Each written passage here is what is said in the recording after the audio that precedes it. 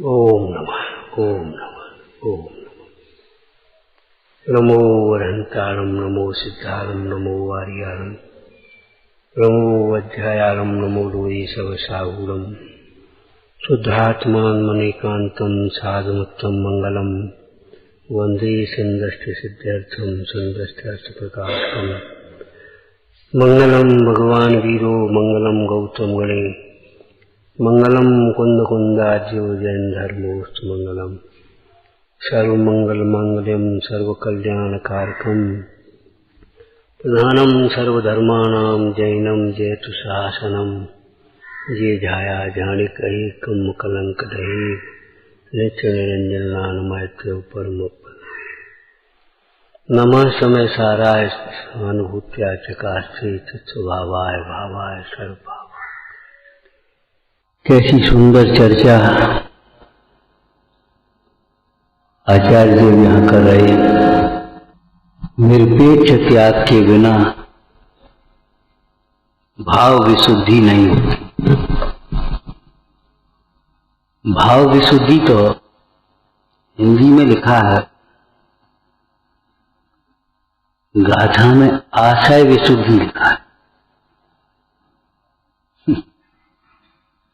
नहीं निरपेक्षो त्यागो न हवति भिक्षुष आशय विशुद्धि अविशुद्ध से चित्ते कहम नो कम्मक खो विहित। निरपेक्ष त्याग यदि न हो तो आशय विशुद्धि नहीं। देखो, सर्व प्रकार की विशुद्धि में दर्शन विशुद्धि प्रधान है। दर्शन विशुद्धि का सीधा सा अर्थ है अभिप्राय की निर्मलता। अभिप्राय की निर्मलता यह दर्शन विशुद्धि है। परिणाम की निर्मलता अलग है, अभिप्राय की निर्मलता। जब जब शुद्धि की बात होती है, ये बहिरात्मा केवल बाहर को देखता है। ये कपड़े शुद्ध हैं, ये आसन शुद्ध है, ये चटाई शुद्ध है, ये भोजन शुद्ध है, या बस इतने में ही अटके रहोगे, कुछ आगे बढ़ोगे। सोचो,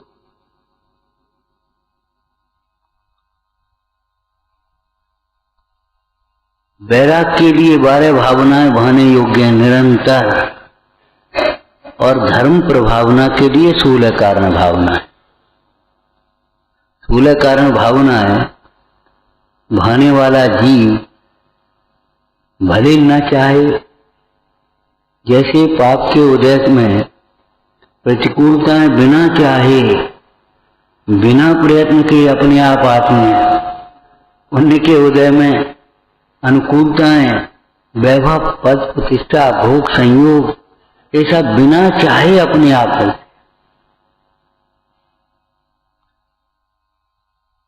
हमारा पुरुषार्थ तो केवल एक आत्मा की प्राप्ति में है, इनमें हमारा कोई पुरुषार्थ नहीं।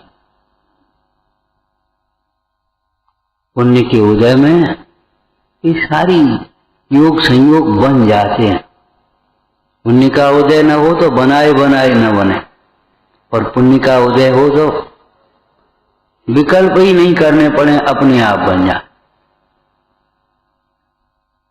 तात्पर्य यह है, इसे पुण्य पाप का फल समझकर इनमें से अपने को समेट लेना। इनके कारण से प्रतिकूलता हुई या हमारे कारण से अनुकूलता हुई, एक कर्तृत्व के अभिमान पर के ऊपर दोषारोपण करने की वृत्ति छोड़ देना चाहिए। महा दुख का कारण है।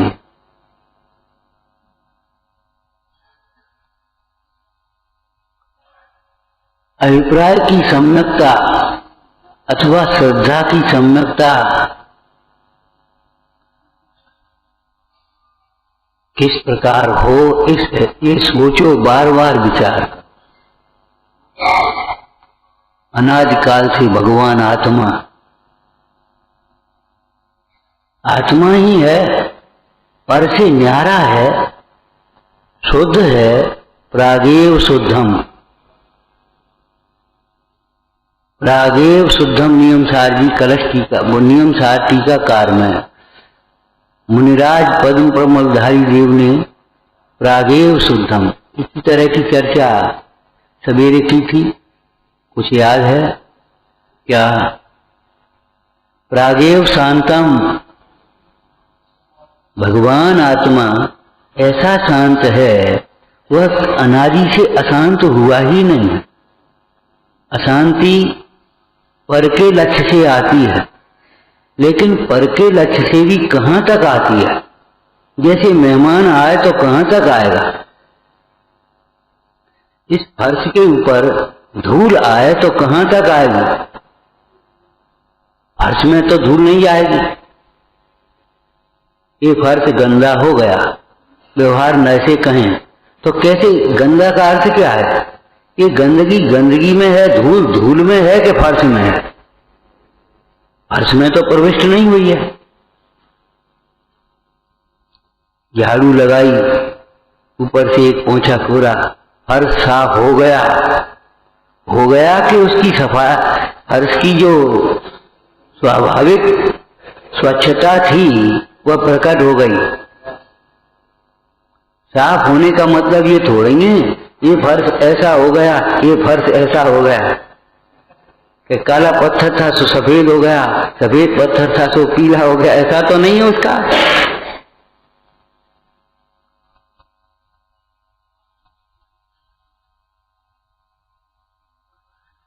भाई अपने को भूल करके दुखी हो तो हो, विपरीत कल्पनाएं करके चित्त को अशांत करे तो करे, विश्व में कोई दुखी करने वाला है ही नहीं। ये जीव के जितने मिथ्या दोषारोपण हैं अथवा जितने दोषारोपण हैं सब मिथ्या हैं।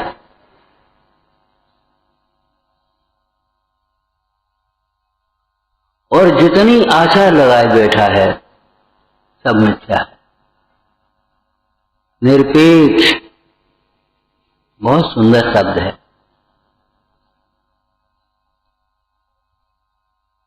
इसी ग्रंथ की टीका में पीछे कहा है स्वभाव अनपेक्ष होना है। केवली भगवान बिना इंद्रियों के कैसे जानते? बिना ज्ञेयों की ओर देखे हुए कैसे जान लेते? पीछे देखे बिना पीछे कौन बैठा आप कैसे जानोगे? पीछे कौन बैठा है, क्या कर रहा है, आप पीछे मुड़े बिना कैसे जान पाओगे? बता। हाँ, अपनी ओर देखो तो पीछे वाला अपने आप दिख जाए। क्या दिख जाएगा? ये न्यारा दिखा जाएगा, भिन्न दिख जाएगा पीछे वाला। पीछे वाला कौन बैठा है, कैसे बैठा है, क्या कर रहा है, ये सब हमारे प्रयोजन की बातें ही नहीं। पर की ओर देखने का भाव ही अपराध है। विश्व में देखने लायक अपना शुद्ध आत्मा है। व्यवहार में से वे ही देखने लायक हैं जो जिनको देखते अपना शुद्ध आत्मा दिख जाए। व्यवहार के नाम पर भी भटकना मत, भटकना मत।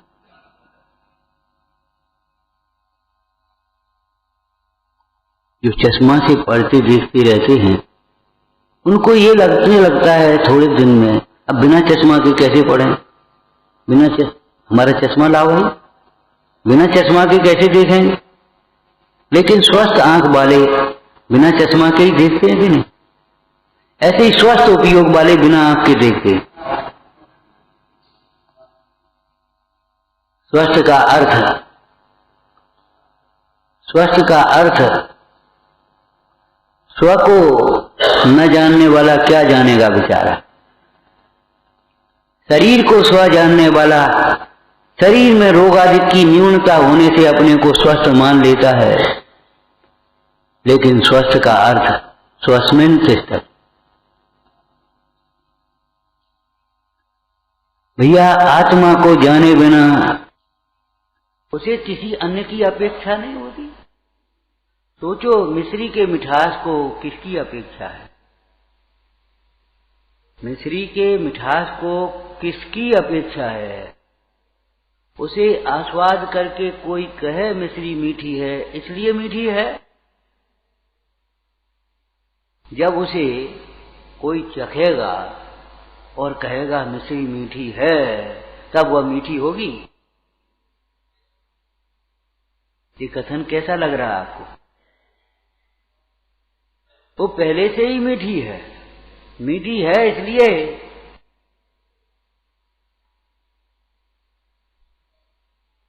मिश्री मीठी है इसलिए। बोलो, शास्त्रीय भाषा से बोलना। शास्त्र में देख करके मत बोलो, लेकिन शास्त्रीय भाषा से बोलना। एक होता है शब्दार्थ, एक होती है परिभाषा। परिभाषा कैसे होती है? परिभाषण, समन्तार्थ। उसको जैसे साधु शब्द का अर्थ है साधना करे, साधे उसे साधु कहेंगे, लेकिन परिभाषा नहीं है। ये परिभाषा नहीं है, शब्दार्थ है। परिभाषा कैसे बनेगी? किसे साधे, कैसे साधे, क्यों साधे, किस लिए साधे, ये सब के उत्तर आना चाहिए। सुखी होने के लिए सुख स्वभावी आत्मा को आत्मा से ही, अंतर्मुखी उपयोग से ही समस्त परिग्रह का त्याग करके निर्विकल्प होकर के साधे वह साधु है। अब ये परिभाषा हो गई कि नहीं हो गई? ऐसे ही यहां परिभाषा अलग है। क्या पूछ रहे थे हम? प्रश्न क्या कर रहे थे? हैं? विचार करो। उसे कोई कहे मीठी है तो ये इसकी गरज नहीं है, इसकी अपेक्षा नहीं है। मिश्री का मिठास है बस। अब कहें कि मिश्री मीठी क्यों होती है? क्या होती है? चख करके देखो क्यों होती है। इसका अतर्को स्वभाव है। कोयला काला क्यों होता है? सोना पीला क्यों होता है? पाषाण कठोर क्यों होता है? रुई कोमल क्यों होती है? क्या होती है? वस्तु के स्वभाव में क्यों कैसे का कोई प्रश्न नहीं। अतर्को स्वभाव है, अकृत्रिम स्वभाव है। ये यहां क्यों बनाया, ये ऐसा क्यों बनाया, ऐसे बैठने के लिए, ऐसे करने के लिए, ये जो किया जाए उसमें तो क्यों कैसे का प्रश्न होगा। लेकिन ये पर्वत ऐसा क्यों बना है, इसमें ये गुफा क्यों है, ये ऐसी बड़ी शिला क्यों है, ये ढलान क्यों है, ऊंचाई क्यों है भाई। वस्तु के स्वभाव में नाना प्रकार के दुर्विकल्प खड़े करना यही दुख का कारण है। वस्तु के स्वभाव को समझकर सुखी होने का उपाय करो भाई। जैसे हम आयुर्वेद का दृष्टांत दे देते हैं, नीम कड़ुआ क्यों है? तो नीम कड़ुआ है, उसे गुड़ और घी से भी सींचोगे, पुरानी कहावत है, तो भी वो मीठा नहीं होने वाला। नीम कड़ुआ है, उसे मीठे करने के सारे प्रयत्न मिथ्या है। क्यों? क्या मिश्री वो नीम का कड़ुआपना उसका स्वभाव है। तो अब हम क्या करें साहब? नीम कड़ुआ है, नीम के कड़ुएपने को समझ करके उसका उपाय कियो। कड़वी औषध बिन पिए मिटे न तन की ताप। मतलब नीम का जो कड़ुआपन है वह शरीर के वात पित्त आदि जो दोष है ना, उन दोषों में समन करने में जिस प्रकार से कारण बनता है, नीम का उपयोग कर लो। मतलब नीम मीठा नहीं किया जा सकता, समझ में आया ना। इसी प्रकार परद्रव्य को अपना नहीं बनाया जा सकता। परद्रव्य को परद्रव्य जानकर उससे विरक्त हो जाओ, बस यही उपाय है सुखी होने का। हम सोचो हम इनकी खूब खुशामद करेंगे, इन्हीं में लगे रहेंगे, इन्हीं को लगे और इनको अपना बना लेंगे, हम नहीं होंगे। जग में जिसको निज कहता मैं वह, वो तो अंतिम स्टेज की बात है, छोड़ करके चल। हम कहते बना रहे तो क्या करेगा, बैठे रहेंगे तो क्या करेंगे।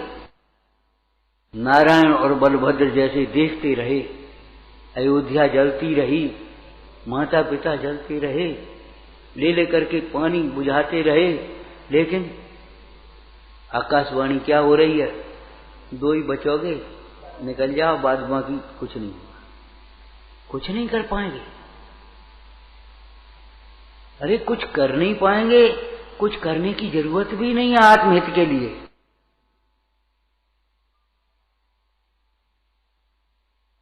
हम ये कह रहे मिश्री पहले से मीठी है, स्वभाव से मीठी है, कोई इसमें कोई अपेक्षा नहीं। कोई पित्त ज्वर वाला मिश्री को चाखते हुए कड़वी भी कहे तो भी वह कड़वी नहीं होगी। कोई पित्त ज्वर वाला उसे आस्वादन करते हुए कहे मिश्री कड़वी होती है, हमने चखी है, कि तेरा स्वाद कड़वा है, तुझे पित्त ज्वर हुआ है, मिश्री तो मीठी है। कोई आत्मा को दुखी कहे, मोही जीव आत्मा को जाने बिना, अपने मोह से, अपने दुर्विकल्पों से आत्मा, हम तो बहुत दुखी हैं, क्या करें, बहुत परेशान हैं। वह भी परेशान नहीं है, हैरान नहीं है, भगवान है, वह भी सुख स्वरूप है। ऐसा नहीं है। आपके कहने से क्या होता है, आप कौन होते हो उस मिश्री को कड़वी कहने, बनाने वाले होते कौन हो। मिश्री स्वभाव से मीठी है ना। इसी प्रवचन सार जी में सुंदर कथन आया, आत्मा अनादिकाल से आत्मा ही रहा, मोह के कारण से नाना रूपों में माना जाना जाता रहा, लेकिन माना जाने वाले आत्मा को किसी अन्य रूप में जानने वाले स्वयं दुखी होते रहे। आत्मा तो आत्मा ही रहा, ज्ञाता तो ज्ञाता ही है और ज्ञाता ही रहता है, ज्ञाता कभी कर्ता नहीं होता।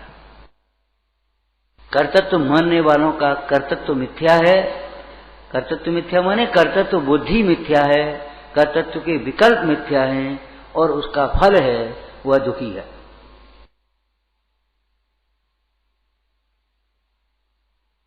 भैया दोष वस्तु में नहीं है, दृष्टि में है। दाग तेरे चेहरे पर है, दर्पण में नहीं है। दर्पण तो उस चेहरे के दाग को दिखा रहा है, मिटाने का उपाय यहां करना है, वहां नहीं। वस्तु नहीं बदलनी है, दृष्टि बदलनी, दृष्टि बदलनी। मोही प्राणी वस्तु को बदलना चाहता है, अपनी दृष्टि नहीं बदलेगा। आप चाहे आत्मनिरीक्षण करो, चाहे सर्वेक्षण करो, जगत के जितने जीव हैं दूसरे को बदलने की कोशिश करें। अध्रुव को ध्रुव बनाना चाहो, कैसे होगा। अरे ध्रुव को ध्रुव समझो, अध्रुव तो अध्रुव ही है। क्या सुंदर चर्चा इसी परमागम में कुंद कुंद स्वामी ने की। बोलो, शुद्ध आत्मा ही ध्रुवत्व के कारण उपलब्धमान है। से सब अध्रुव होने से आत्मा की अपेक्षा अध्रुव, आत्मा की अपेक्षा वे सब अध्रुव। क्यों, संयोग है ना उनका। तो उद्गल अध्रुव है, इसका अर्थ क्या है। उद्गल का संयोग अध्रुव है। ये शरीर अध्रुव है, इसका मतलब क्या है, ये शरीर की ये अवस्था है ना, ये अध्रुव है। उद्गल कौन विनाशिक है, उद्गल भी द्रव्य रूप से नित्य है, पर्याय रूप से अनित्य। उद्गल की भी ये नाना प्रकार की जो अवस्थाएं हैं वे अध्रुव हैं। अथवा उद्गलों का मिलना कभी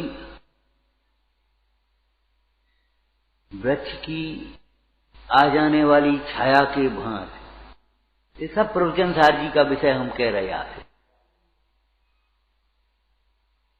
जैसे कोई पथिक गमन कर रहा हो, और उसके ऊपर पेड़ों की छाया आती जाती है। दूसरे ग्रंथ में तो चिड़िया की छाया, उड़ते हुए पक्षी की छाया कहीं। एक व्यक्ति गमन कर रहा हो, एक पक्षी उड़ता हुआ उसकी छाया आ गई, कितनी देर के लिए और कितनी। और आत्मानुशासन में तो बांसों की छाया गई।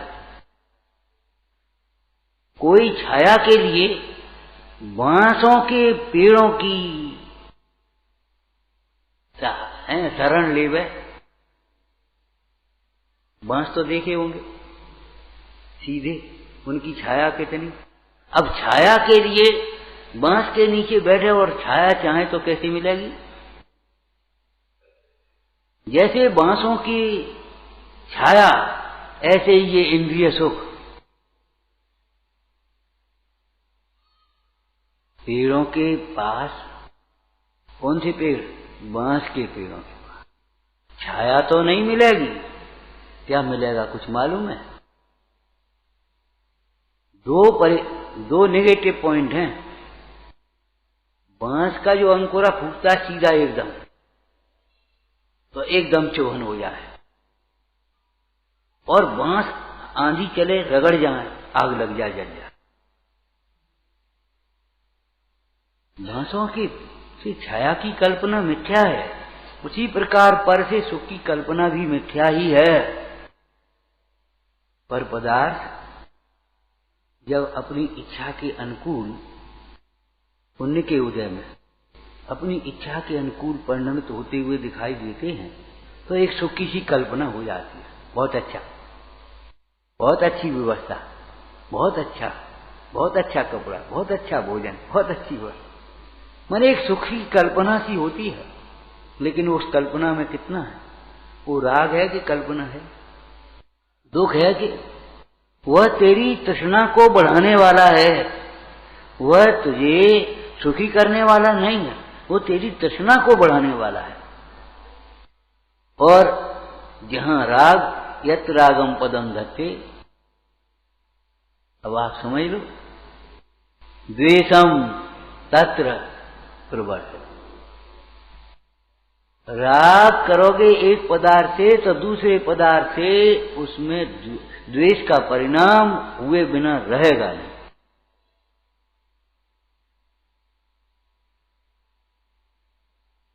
रावण को राम से द्वेष क्यों आ गया? राम की तो प्रशंसा करता था, द्वेष क्यों हो गया? लड़ने के लिए सामने खड़ा क्यों हो गया? भरत और बाहुबली दोनों भाई साथ साथ खेले, बड़े साथ, कितना प्रेम, वो दोनों तद्भव मोक्षगामी, आमने सामने खड़े क्यों हो गए?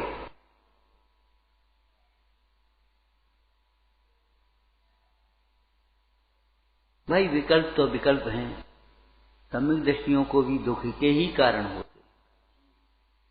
सम्यक दृष्टि का राग भी दुख का ही कारण है, बंध का ही कारण है, तो फिर मिथ्या दृष्टि का राग मोक्ष का कारण कैसे हो सकता है? राग तो आग है।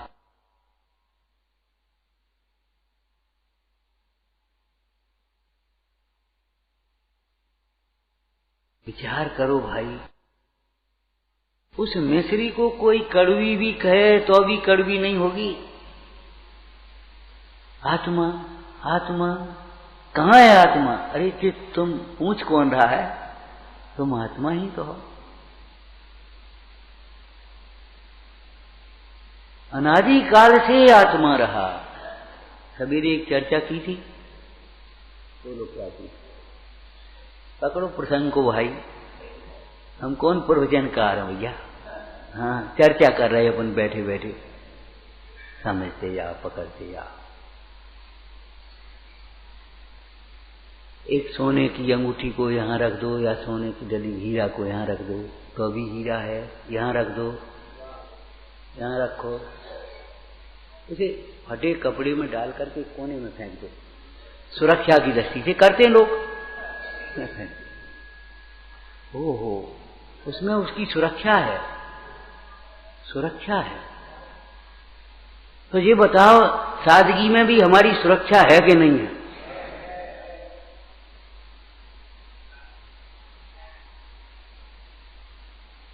सादगी में हमारी सुरक्षा है। हमारी सुरक्षा का मतलब है हमारे संयम की सुरक्षा है, हमारे नियम की सुरक्षा है।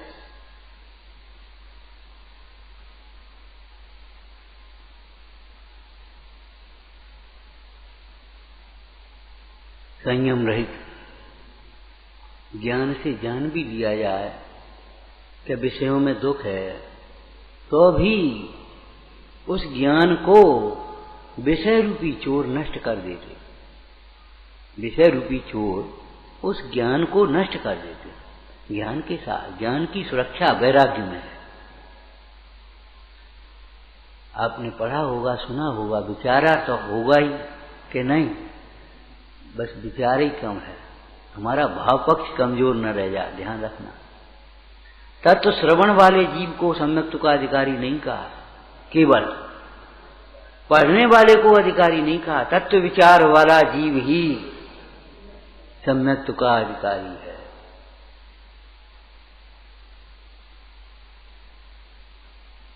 और ध्यान रखना, अगर तत्व विचार बुद्धि पूर्वक प्रयत्न पूर्वक नहीं करेंगे तो खोटे विचार अपने आप आएंगे।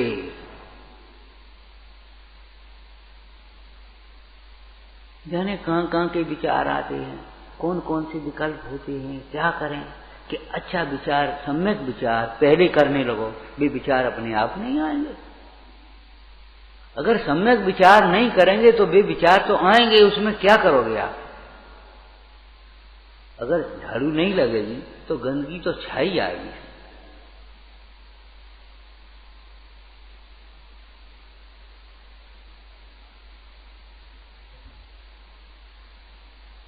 विचारना क्या कह रहे भाई, वह मिश्री मीठी है बस। ऐसे आत्मा ज्ञानमय है, आनंदमय है। आत्मा का हित कैसे हो, सवेरे कह रहे थे, हित पर दृष्टि रख करके निर्णय करना। जितने भी निर्णय आपको लेने हो, इधर जाए कि इधर जाए, इधर जाने में हित है कि इधर जाने में, बस ये सोच लेना। बस ये करें कि ये करें, हित किस में ये सोचना है। ये क्या कह रहे, ये क्या कह रहे, ये मत सुनो। हमारा हित किधर जाने में है, किधर देखें, क्या क्या देखें, हमारा हित किसको देखने में, जिसको देखो कर।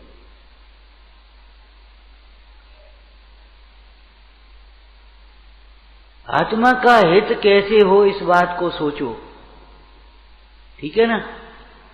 और आत्मा का हित कैसे हो, इस प्रश्न का जब उत्तर ढूंढने जाओगे आगम के अभ्यास से, तत्व विचार से, तब समझ में आ जाएगा। आत्मा का हित कैसे हो, ये प्रश्न हमारा ऐसा ही है जैसे कोई पूछे मिश्री मीठी कैसे हो। मिश्री मीठी कैसे हो, बोलो क्या उत्तर दोगे आप आए कहां से हो? आपसे कह कौन ने दिया कि मिश्री को मीठी करना है? अरे मुंह मीठा करना है कि मिश्री मीठी करनी है? मिश्री मीठी कैसे हो कि मिश्री मिठासमय है, वह खट्टी हुई ही नहीं है, वह कड़वी कसेली खारी हुई ही नहीं है, मिश्री तो मीठी है। तो फिर कि मिश्री का आस्वादन करते हुए मुंह मीठा करने की विधि तो है, परंतु इसमें भी बड़ा रहस्य है। चाहे कुछ खाते हुए मिश्री भी मुंह में डाल लो। माने हमारी संस्कृति में ये सदाचार, जनन, योग सब घुसा हुआ है बिल्कुल। आज अपनी संस्कृति को भूल करके, सच बात ये है, अपने पैरों को कुल्हाड़ी मार रहे।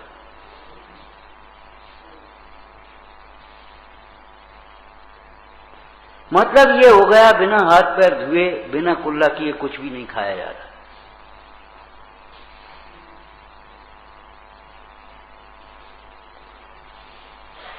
मिश्री के धोखे से कोई दूसरा पदार्थ खाओगे तो मिठास कैसे आएगा, और मिश्री को भी किसी में मिला करके खाओगे तो मिठास कैसे आएगा।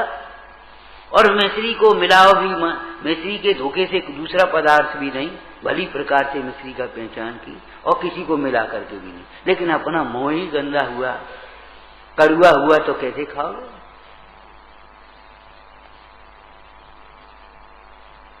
बार बार ध्यान रखना, हमें आत्मा की प्राप्ति नहीं हुई, हम सुखी नहीं हुए, हमें स्वानुभव नहीं हुआ, हमें वैराग्य नहीं हुआ, इसमें किसी का दोष नहीं है,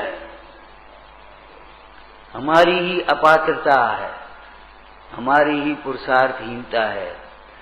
काल लब्धि भी ठीक है, कथन है, हम उसे निषेध नहीं रहे, लेकिन ध्यान रखना काल लब्धि पुरुषार्थ शब्द है, पुरुषार्थ सापेक्ष है। कार्य के 5 समवाय हैं, कार्य के 5 समवाय हैं, लेकिन अगर निरपेक्ष करें तो मिथ्या एकांत हो जाए। इसी प्रवचन सार जी में आगे क्या कहा, जितने वचन पंथ हैं उतने नए हैं और एक एक धर्म को विषय करते हैं उतने धर्म है। वस्तु अनेकांत आत्मक है, अनंत धर्मात्मक है। एक एक धर्म को ग्रहण करने वाले एक एक नए हैं और उनको कथन करने वाले वचन हैं कि नहीं। अब आगे क्या कहा बताओ, आप बताओ। वो नहीं, वो तो हो गया हिंदी में। आगे क्या कहा, आगे पूछना है। हाँ, जितने वचन हैं ठीक है ना। अब आगे क्या कहा, अगर उन्हें सर्वथा मान लिया जाए तो पर समय हो जाएगा और स्यादवाद का प्रयोग जिस अपेक्षा से कहा उस अपेक्षा को समझ लिया जाए तो वह सम्यक एकांत है, वस्तु के स्वरूप को ग्रहण करने वाले, जिसको हम कहेंगे नय और कुनय। विपरीत एकांत विनय के संशय अज्ञान कुनय मिथ्या हो। क्यों भाई, कालब्धि को आप मानते हो क्या? हाँ मानते हैं, परंतु जैसी कालब्धि जगत के जीव कहते हैं और मानते हैं, लापरवाही वाली, प्रमाद वाली, जिसमें से प्रमाद निकालते हैं, ऐसी कालब्धि हम नहीं मानते। जैन शासन में ऐसी कालब्धि नहीं है। यार जो होना हो जाएगा, अपन तो आराम से, हाँ आराम, आत्मा को छोड़ करके आराम, कल्पना ही मिथ्या है। लेटे हो, ओढ़े हो, आराम कर रहे और बैठे पढ़ रहे हो, आराम कर रहे ये नहीं, स्वाध्याय कर रहे। एक भाई आया, भैया अब आराम कर लो, बहुत देर हो गई। मैंने कहा आराम ही तो कर रहे हैं, और कर क्या रहे? राम का स्मरण यही तो आराम है, इसके अलावा आराम की कल्पनाएं मिथ्या है। लेकिन इस आराम को आराम नहीं मानता जगत का। ध्यान रखना, कालब्धि पुरुषार्थ निरपेक्ष नहीं है, स्वभाव निरपेक्ष नहीं है, कर्म के उदय आदि से निरपेक्ष नहीं है, भवितव्य से निरपेक्ष नहीं है, बिल्कुल नहीं। इसको अपन पहली चर्चा की भी थी कई बार। देखो भाई, समय पर होने वाला कार्य भी बिना पुरुषार्थ के नहीं होता, पुरुषार्थ पूर्वक होता है, और पुरुषार्थ करने पर भी कार्य समय पर ही होता है। नियम ऐसी सापेक्षता है। और बड़ी सरल सा दृष्टांत दिया था, वही दोहरा दें अगर अपन तो विचार करो। मान लो आपके यहाँ गेहूं की फसल होती है, कब होती है, कब आती है गेहूं की फसल भाई? है मार्च में, तो आपके घर में आ जाएगी। अच्छा अप्रैल में तो आ जाएगी ना, 1 महीने लेट सही, कोई बात नहीं। यहाँ छत पर तो हो जाएगी। कैसी बातें करते हो? अरे मार्च में फसल आएगी तो तब जब बोई गई होगी, और अकेली बोई नहीं गई होगी, सिंचाई गई की हो गई, रखवाली की गई होगी, निदाई की गई होगी। मार्च में फसल आती है तो बैठे रहो, आ जाएगी। अपने मार्च में फसल आएगी तो आ जाएगी। मार्च में फसल उनके खेत में आएगी जिन्होंने बोनी के समय में बोई है, जब होना होगा तब हो जाएगा। अरे उनका हो जाएगा, क्या हो जाएगा? प्रमादियों का कभी मोक्ष मार्ग नहीं होता। क्या हो जाएगा? विचार तो करो। होने वाला कार्य, समय पर होने वाला कार्य, कल भी कह रहे हैं, समय पर होने वाला कार्य भी बिना पुरुषार्थ के है क्या? और पुरुषार्थ से होने वाला कार्य भी क्या बिना समय के होगा? अब अपन ने बोई है, गेहूं की फसल बोई है या आम का पेड़ लगाया, तो जल्दी आ जाए। कहा ये पंडित जी हैं, ये सेठ हैं, कोई अपेक्षा नहीं, कोई अपेक्षा नहीं, बने रहो तुम जो कुछ भी हो। इससे क्या? अरे बने रहो, तुम हो ही नहीं है। जो आपने अपने को मान रखा है वो है ही नहीं। तेरा अहंकार मिथ्या है, तेरी अपेक्षाएं मिथ्या है।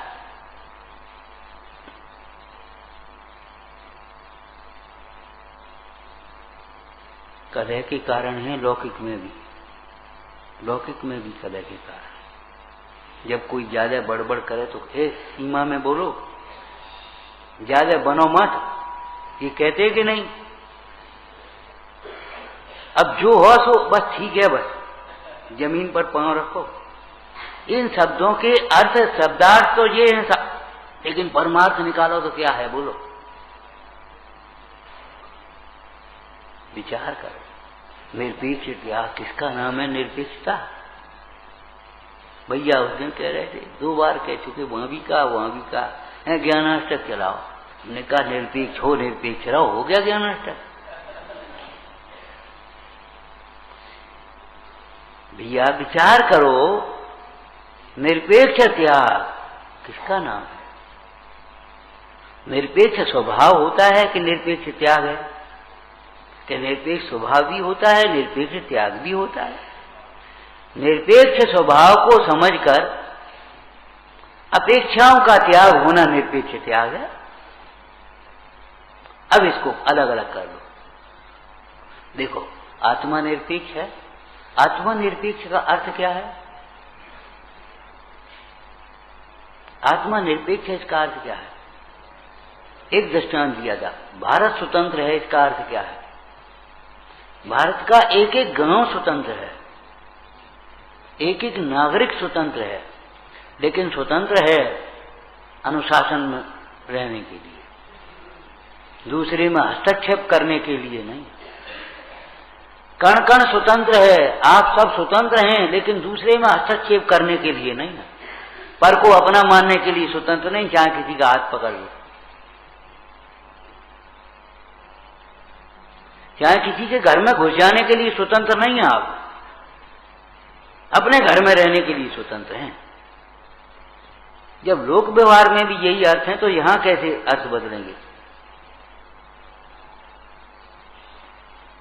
जो जिस समय हो, वो जो होना है सो होगा। अरे जो होना है, जो और सो क्यों करते हो? ये तो सर्वनाम है, इनकी संज्ञा लगाओ। पाप से दुख होता है, जो होना है सो होगा। तो पाप करोगे तो दुख होगा। ऐसा थोड़ी है कि पाप करो और सुखी हो जा। सम्यक्त की प्रतिज्ञा क्या कह रही है? अगर सम्यक्ति चाहे भी संसार में रहना, नहीं रह पाएगा। क्यों? चाहेगा भी नहीं। जितने संभाल हैं सब सापेक्ष हैं। नया सापेक्ष, निरपेक्षो नया मिथ्या, सापेक्षा थे वस्तु अर्थकृता।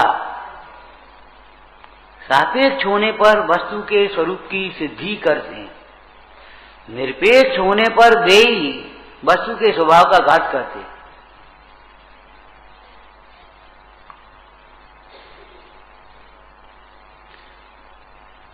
सापेक्षता किसकी है?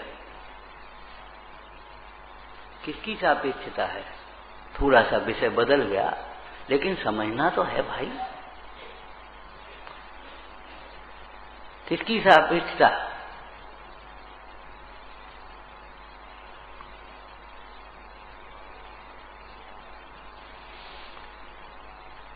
बोलो क्या कह रहे भैया? हैं? निरपेक्षो नया मिथ्या सापेक्षा थे वस्तु अर्थ कृता। तो ये अपेक्षा किसकी रह गई कि वस्तु के को एक धर्म को कहा गया है ना, तो उस समय अनेक धर्म हैं, अनेक धर्म हैं। ऐसा नहीं है कि अनेक धर्मों की सत्ता चली गई हो कहीं। हमने उनको गौण किया है, कहा नहीं है, लेकिन हैं वो सब। अनुक्त जिसको कहते हैं, वो उसमें अंतर्गर्भित है, लेकिन ऐसी सापेक्षता नहीं है कि जो उसमें नहीं है वो भी शामिल हो गए हो। समन्वयवाद नहीं है। हमारा स्यादवाद मिथ्या समन्वयवाद नहीं है। क्या मतलब? वस्तु में जो धर्म नहीं है उनको भी मान लिया जाए। आत्मा अकर्ता है, आत्मा करता है, लेकिन पर का कर्तत्व भी मान लिया जाए कर्तत्व के नाम पर। कर्ता का ना तो सबका कर्ता हो गया? नहीं, अपने परिणाम का ही करता है, पर का कर्ता नहीं होगा। और अकर्ता कहा तो अपने परिणाम का भी अकर्ता मान लिया जाए, बोलो क्या होगा?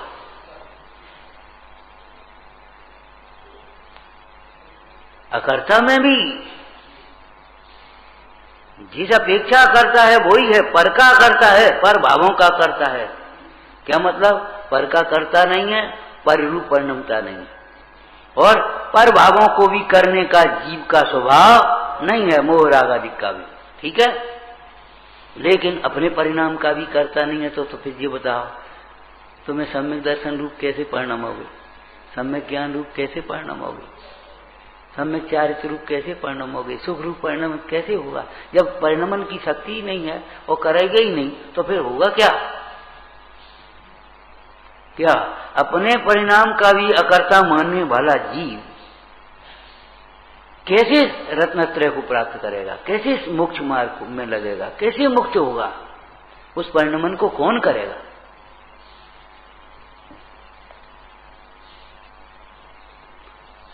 और कर्ता के नाम पर पर का भी कर्ता मान लेगा, तो उसे कब फुर्सत मिलेगी? अपना काम कैसे करेगा? कब करेगा? नित्य कर्तत्व का प्रसंग समय सार जी में आया ना। क्या? अरे तुम्हारा रागादि का कर्ता मान्य क्या कहा? यदि आत्मा को परद्रव्य का निमित्त नैमित्तिक भाव से भी कर्ता मान लिया जाए तो नित्य कर्तत्व का प्रसंग है। व्यापक भाव से कर्ता मानेंगे तो तादात्म्य बने का प्रसंग बनेगा। पहले उसे होना पड़ेगा। गेहूं की रोटी बने तो तब बनेगी जब गेहूं आटा बन जाएगा। गेहूं की भी रोटी बिना आटा बिना नहीं बनेगी। गेहूं को पहले आटा बनना पड़ेगा कि नहीं? तो ये बताओ, हम अगर रोटी बनाएंगे तो हमें आटा नहीं बनना पड़ेगा? क्या होगा? चूड़ा हो जाएगा। मतलब जबकि हो सकता नहीं है, तो जब वो हो नहीं सकता तो ये करता भी नहीं हो सकता। लकड़ी की चौकी बनी तो ये लकड़ी को कटना पिट करके ये साइज में आना पड़ा कि नहीं? और अगर मिस्त्री की चौकी बनाने का कर्ता हो जाएगा निमित्त, तो मिस्त्री का भी क्या होगा पता? ये आकार रूप परिणमना पड़ेगा। हो सकता है? नहीं। तो फिर कर्तत्व कैसे हो सकता है? जगत के कार्य नित्य हैं, जगत के कार्य नित्य हैं और उनमें सहज निमित्त नैमित्तिक संबंध भी बन रहा है। लेकिन अगर अपने स्वभाव को समझे बिना निमित्त तो हैं और ये निमित्त नैमित्तिक भाव से भी अपने कर्ता कर्म भाव की पुष्टि करते रहेंगे और उन झूठे विकल्पों में लगे रहेंगे तो कभी आत्मकल्याण के लिए फुर्सत नहीं मिलेगी। हमारे कई बुजुर्ग लोग ऐसे ही लगे रहते हैं। भैया आप क्या करते रहते हो? कुछ नहीं, अब तो सब बच्चे करते, हम कुछ नहीं करते। तो फिर चलो आत्मकल्याण करो। अब वो देखा भाली कहते हैं, देखा भाली माने ज्ञाता दृष्टा, और और क्या करें, वो 8 दिन को चले गए, बच्चे ने काम बिगाड़ दिया, इतना नुकसान कर दिया, और वहां ऐसा हो गया, वो नौकर चला गया, फलाना हो। अब बता, ज्ञाता है कि करता, कह रहा है निमित्त तो मान रहा है करता। असत्य वचन के 4 भेद है ना, उनमें एक अन्यथा कथन है। अभी स्वाध्याय में कुछ दिन पहले चला था। अन्यथा कथन किसका नाम है? तादात्म्य संबंध का 2 द्रव्यों में निषेध कर रहे हैं तो संयोग संबंध का भी निषेध मान लिया, अथवा संयोग संबंध का कथन कर रहे हैं तो तादात्म्य संबंध जोड़ लिया। ये अन्यथा कथन है। निमित्त नैमित्तिक संबंध का निषेध करने जाओ, कर्ता कर्म संबंध का निषेध सुनकर के अन्यथा हो गया, और कर्ता कर्म संबंध बोल निमित्त नैमित्तिक संबंध का कथन करें और उसमें से कर्ता कर्म निकाल ले, मान ले, अन्यथा कथन। निश्चय का कथन करें, उसमें से प्रमाद और स्वच्छंदता निकाल लें, अन्यथा। व्यवहार का कथन करें क्रियाओं का, तो श्री गुरु तो परिणाम सुधारने के लिए क्रिया का उपदेश दे रहे, और तुम क्रिया क्रिया करके ये अहंकार का पोषण करते रहो, अन्यथा कथन। भाई कथन थोड़ा ही होता है, योग शुभ और अशुभ थोड़े ही होते हैं। अभिप्राय जब अन्यथा है तो कथन अन्यथा हो गया। भैया कोई ठगने के भाव से तुमसे मीठी मीठी बातें भी ट्रेन में करे और तुमको लड्डू भी खिलाए तो पाप बनेगा कि पुण्य बनेगा? और भैया कब कैसे दुबले हो गए, और कैसे हो, कहाँ रहते हो, और कुछ खाओ पियो, पुण्य बनेगा थोड़ा बहुत उसको कि नहीं बनेगा? अभिप्राय ठगने का है ना, तुम्हें कुछ नशीली वस्तु खिला करके लूटने का तुम्हारा जो उसका अभिप्राय है, तो पाप बनेगा, पुण्य नहीं बनेगा। कि थोड़ा बहुत, तो अरे थोड़ा बहुत कैसे? सोचो, विचार करो।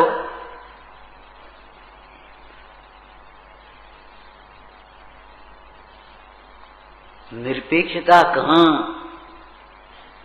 हमसे कोई अपेक्षा नहीं रखे। अरे तुमसे कोई अपेक्षा नहीं रखे, उससे पहले तुम्हारा कर्तव्य है कि तुम किसी से कोई अपेक्षा मत रखो। नहीं, हमारी व्यवस्था इनको सब करना चाहिए और हमसे कोई अपेक्षा मत रखो। देखो हम आ पाएंगे आएंगे, नहीं आ पाएंगे नहीं पढ़ पाएंगे, बैठ पाएंगे बैठेंगे नहीं, ये हम सब स्वतंत्र, और तुम परतंत्र, तुमको ये करना, तुमको बता। ये मिथ्या मान्यता नहीं है तो क्या है? निरपेक्ष त्याग की चर्चा है। निरपेक्ष त्याग को हम दूसरी भाषा में कह सकते हैं अपेक्षाओं का त्याग। निरपेक्ष स्वभाव को समझकर अपेक्षाओं का त्याग, वह निरपेक्ष त्याग। निरपेक्ष स्वभाव है, उस निरपेक्ष स्वभाव को प्रकट करने के लिए हमें भी निरपेक्ष होना चाहिए। जो आप चर्चा कर रहे थे उसमें से यहां निरपेक्ष को कैसे कहेंगे? निर्वांछक, निकांच, निष्प्रह।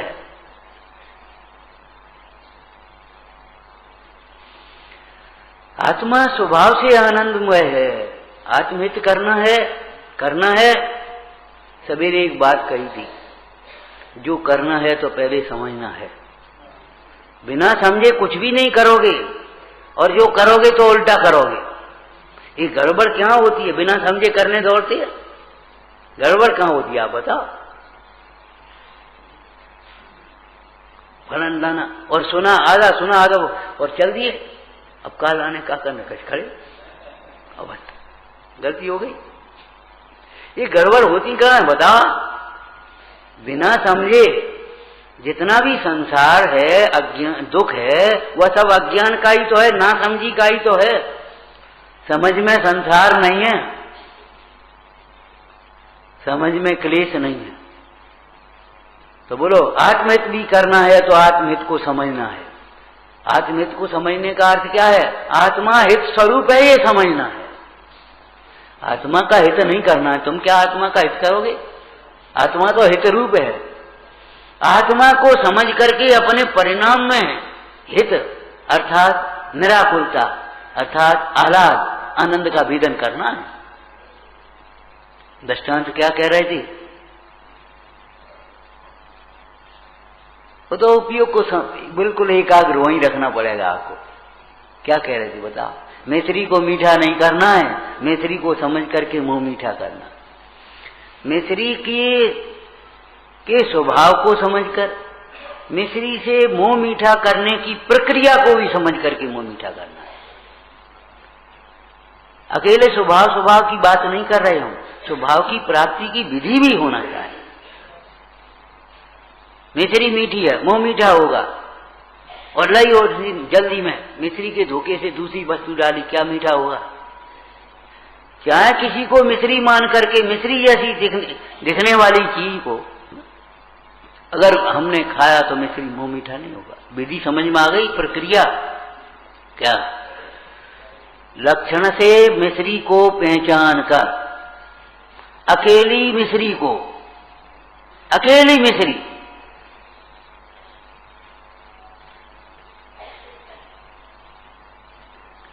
आपने लौकी का स्वाद दिया कभी?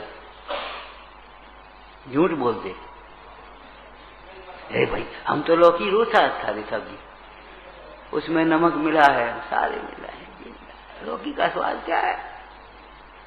सच्ची बात है, कम से कम 30-40 वर्ष हो गए, एक जगह भोजन करने गए, थोड़ा नमक कम था, बोले नमक। हमने कहा भैया लौकी में नमक ठीक है। हमने कहा लौकी में नमक तो है नहीं। अब बेचारे घबरा गए, दादाजी बैठे थे स्वाध्याय करने वाले परोसने के लिए, तो घबरा गए, बोले नमक भैया नमक ला जल्दी। हमने कहा ये साबुन नमक डाल दो तो अभी नमक लौकी में हो जाएगा क्या? नमक नमक में रहेगा, लौकी लौकी में रहेगी, लौकी में नमक नहीं है, नमक में लौकी नहीं। भाई इतना समझना होगा, तब आप उसे तब रसी कर पाओगे। रसी कर रहे हम अदला बदली करके।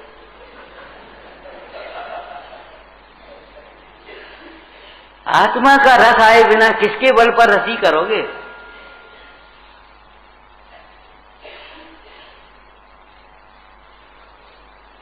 अपने घर का व्यापार संभाले बिना नौकरी किस बल पे छोड़ोगे? किस बल पे छोड़ोगे बता? अपने पति में संतुष्ट हुए बिना कुशील को कैसे छोड़ा जाएगा? विचारना, इस कर्म का भाव कैसे होगा, दुख का भाव कैसे होगा आशय की शुद्धि के बिना? तो अकेली मिश्री को स्वस्थ चित्त से स्वस्थ होकर के आस्वादन करे और वहीं एकाग्र उपयोग रहे। आप बातें करते करते जल्दी जल्दी खाओगे, आप ये समझना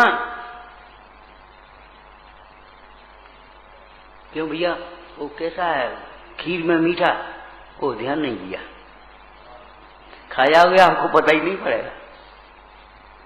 उस दिन आयुर्वेद में एक चर्चा अच्छी आई कि देखो भाई, मौन से भोजन करने की हमारे यहाँ प्रक्रिया है, करना ही चाहिए। भोजन के समय भी मौन रहो।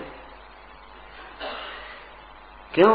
मौन के समय, मौन से भोजन करने में आयुर्वेद का सिद्धांत तो उसका बताया हुआ कि लार बनती है, उससे पाचन होता है। और जल्दी जल्दी बातें करने में ज्यादा खा जाओगे, न उसका रसास्वादन होगा, न उसका पाचन ढंग से होगा। ये कोई महत्व की बातें नहीं है अध्यात्म में। भोजन कैसे करना चाहिए, महत्व की बात यह है, भोजन करते हुए भी भोजन नहीं करना चाहिए। ज्ञाता रहो, ज्ञाता। इसका नाम साधना है, इसका नाम आराधना है। साधना करना है, आराधना करना है तो साधना आराधना का स्वरूप समझो। आलसी होने का नाम, पराधीन होने का नाम साधना आराधना नहीं है। जरा जरा सी बातों में मन बिगाड़ने का नाम है, सुनाने का नाम उत्साह, और सुनने में सो जा। काय ऐसे ही सुनाते होगे जैसे सुन रहे हो।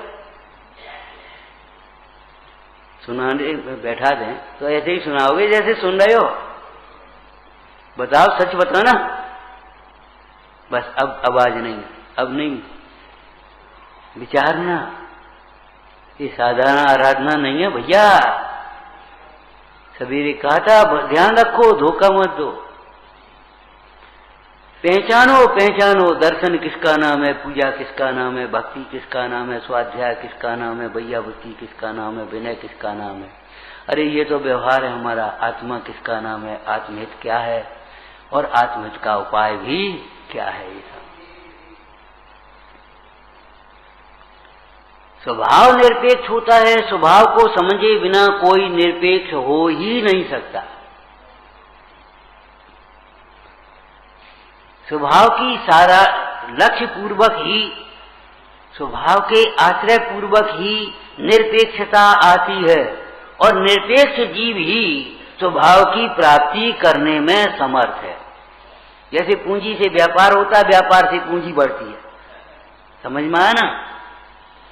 पूंजी से व्यापार और व्यापार से पूंजी, ये सब व्यवहार के कथन है। लेकिन व्यापार कौन सा?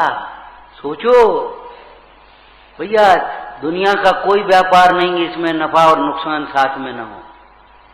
एक ही व्यापार है। हमने पूछा था बालक से, बेटे व्यापार करना कि सर्विस करना, क्या करना, सेवा करनी? बोलो। हम तो व्यापार करेंगे। तो रत्नत्रय का व्यापार करो, इसमें लाभ ही लाभ, इसमें हानि की कोई गुंजाइश नहीं। कि सेवा करनी है कि शुद्धात्मा की, जीवराज की सेवा करो, जिनराज की सेवा करो, जिन शासन की सेवा करो, तो ये लाभ के व्यापार हैं। दुनिया के व्यापार जब हानि होती है तब भी हानि का व्यापार है, और जब लाभ मान बैठे वो भी हानि का व्यापार है। क्यों भाई? जब नुकसान होता है तो आर ध्यान होता है कि नहीं? बोलो। नुकसान हुआ तुम्हारा, वो नुकसान का व्यापार हो गया। और जब लाभ होता है तो रौद्र ध्यान होता है कि नहीं? सोचो। वहां लाभ हानि देख रहे हो, यहां लाभ हानि देखो परिणामों में। 1 करोड़ का लाभ हुआ, 10 करोड़ का लाभ हुआ, यहां क्या हुआ ये बताओ? रौद्र ध्यान, तृष्णा, विषयों की वृद्धि, उन्हीं के बारे में चिंतन सोच चलने लगा। अब की ये फैक्ट्री और लगाना है, अब की ये गाड़ी बदलना है, अब की फलाना काम करना है, अब की ये करना है। कभी ये आया?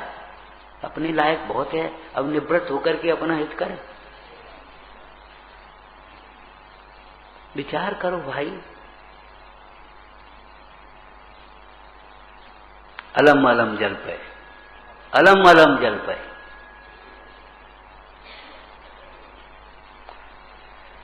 निरपेक्ष स्वभाव है तो आत्मा जब निरपेक्ष है तो इसका अर्थ क्या है? आत्मा का ज्ञान निरपेक्ष है, ज्ञान ज्ञेयों से निरपेक्ष है कि नहीं? कार्य निमित्तों से निरपेक्ष है, सुख विषयों से निरपेक्ष है, प्रभुता संयोगों से निरपेक्ष है। आत्मा की एक भी शक्ति को बताओ, एक भी धर्म को बताओ जैसे दूसरे की अपेक्षा हो। सहज निमित्त निमित्तिक संबंधों में क्या कहा? सहज निमित्त निमित्तिक संबंधों में अपेक्षाएं मत जोड़ लेना। सूर्य का उदय होने पर कमल खिलता है, लेकिन कमल को ये अपेक्षा है सूर्य का उदय हो तब हम खिलें, प्रतीक्षा करेगा? या सूर्य का के उदय को अब कमल को खिलाना है भाई तो अब उदय होना पड़ेगा। वैसे तो थके हैं, अब सोच रहे देर में उठेंगे। क्या ऐसा सूर्य को कुछ होता है? सूर्य का खिलना हुआ कमल का, वो सूर्य का उदय हुआ और कमल का खिलना हुआ। सहज निमित्त निमित्तिक संबंध है, इसमें एक दूसरे को कोई पराधीनता नहीं है, अपेक्षा नहीं है। तो निरपेक्ष स्वभाव है कि नहीं? अरे और तो और क्या कहें, पुद्गल को अपना परिणमन करने में तुम्हारी अपेक्षा नहीं है। एक मकान बना करके छोड़ दो बस, खाली उधर देखो भी मत। 10 साल बाद देखने जाओ जीर्ण हो गया कि नहीं, हमने इसमें कुछ नहीं किया। तो बनाने में क्या किया ये बताओ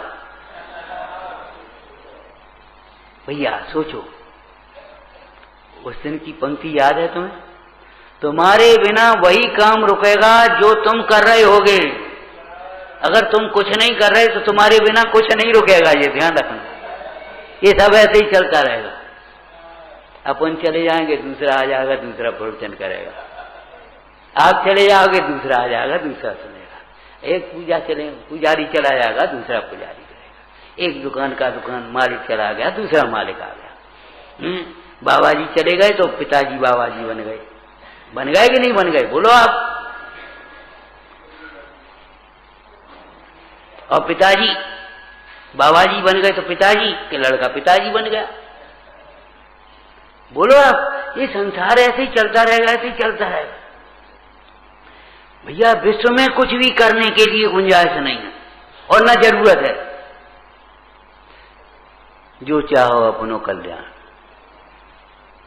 सुखी होने के लिए किसी अन्य की अपेक्षा नहीं, अन्य की ओर मत देखो।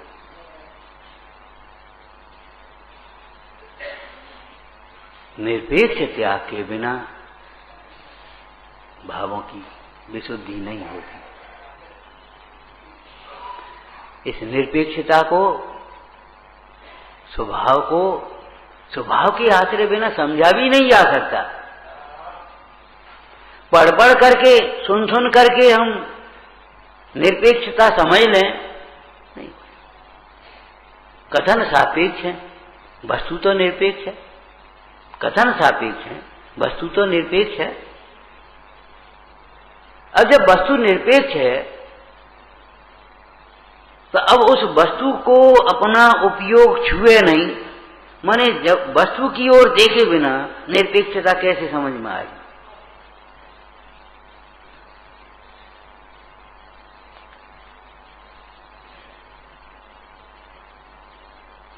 भाव विशुद्धि के बिना कर्म का क्षय कैसे करेगा, दुख का क्षय कैसे करेगा, ये गाथा का विषय है।